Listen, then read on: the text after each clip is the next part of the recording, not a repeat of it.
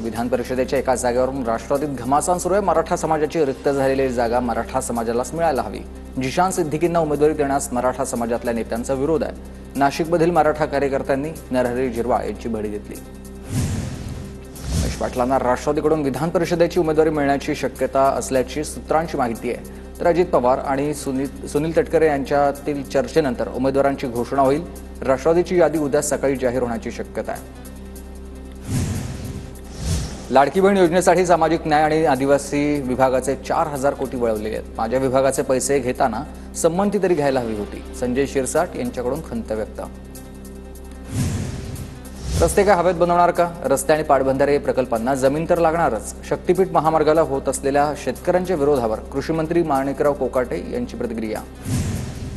बुलढाण्यात राज्य पुरस्कारप्राप्त शेतकऱ्याची आत्महत्या। देशाला कृषीप्रधान म्हणता लाज वाटली पाहिजे। सांत्वनासाठी आलेल्या मंत्र्यांनाच सत्यभामा नांगरेंनी सुनावलेले आहे।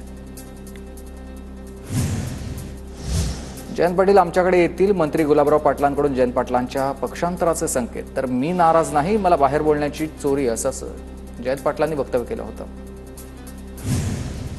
माझं मन लागत नाही असं जयंत पाटलांनी सांगितलं होतं। जयंत पाटलांच्या वक्तव्यावर हसन मुश्रीफांचं वक्तव्य। सत्ता नसताना आमदार टिकवणं फार मोठी गोष्ट आहे, हसन मुश्रीफांचं वक्तव्य।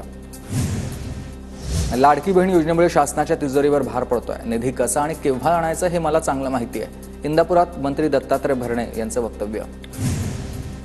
अशोक चव्हाणांचे मेहुणे अजितदादांच्या राष्ट्रवादीत प्रवेश करणार आहेत। नांदेडचे माजी खासदार भास्करराव पाटील खतगावकर अजित पवारांच्या उपस्थितीत प्रवेश करतील।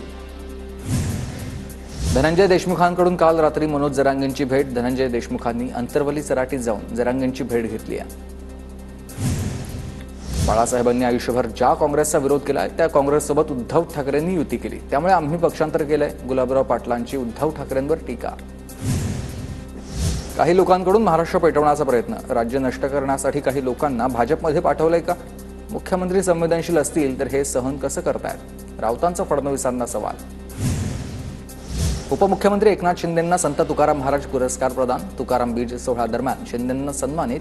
मला दिलेला पुरस्कार वारकरी, शेतकरी आणि लाडक्या बहिणींचा। उपमुख्यमंत्री शिंदेंचं वक्तव्य। झटका असो किंवा हलाल, मटण खायला मिळायला हवंय। मल्हार सर्टिफिकेशनवरून केंद्रीय मंत्री रामदास आठवलेंची प्रतिक्रिया। नितेश राणेंनी एवढी कठोर भूमिका घेऊ नये, आठवलेंचा सल्ला आहे। मल्हार सर्टिफिकेशन नावाला जेजुरीकरांचा तीव्र विरोध। नाव न बदलल्यास आंदोलन करण्याचा इशारा आहे। लवकरच धर्मादाय आयुक्त कार्यालयात दाद मागणार। जेजुरीच्या माजी नगराध्यक्षा वीणा सोनवणे यांची माहिती। प्रशांत कोराटकर अजूनही सापडत नाही, हे कोल्हापूर पोलिसांचं अपयश। महाराष्ट्र पोलिसांची प्रतिमा मलिन होऊ देऊ नका, मुधोजी राजे भोसले यांचं कोल्हापूर पोलिसांना पत्र। औरंगजेबचा विरोध पण पतित पावन संघटनेला औरंगजेबच ठाऊक नाहीये। औरंगजेब समजून पुण्याच्या पतित पावननं बहादूर शहाचा फोटो जाळला। विधान परिषदेसाठी राष्ट्रवादी अजित पवार गटाकडून 3 नावांची चर्चा आहे। मुंबई बँकेचे उपाध्यक्ष सिद्धार्थ कांबळे यांचंही नाव चर्चेत। उमेश पाटील आणि जिशान सिद्दीकी यांच्या नावाची चर्चा। मुस्लिम समाजामध्ये शिक्षणाची सर्वाधिक आवश्यकता आहे। नमाज पठणासोबतच विज्ञान तंत्रज्ञानाचं अज्ञान देखील आत्मसात करायला हवंय। नागपुरातल्या एका कार्यक्रमात केंद्रीय मंत्री नितीन गडकरी यांचं वक्तव्य।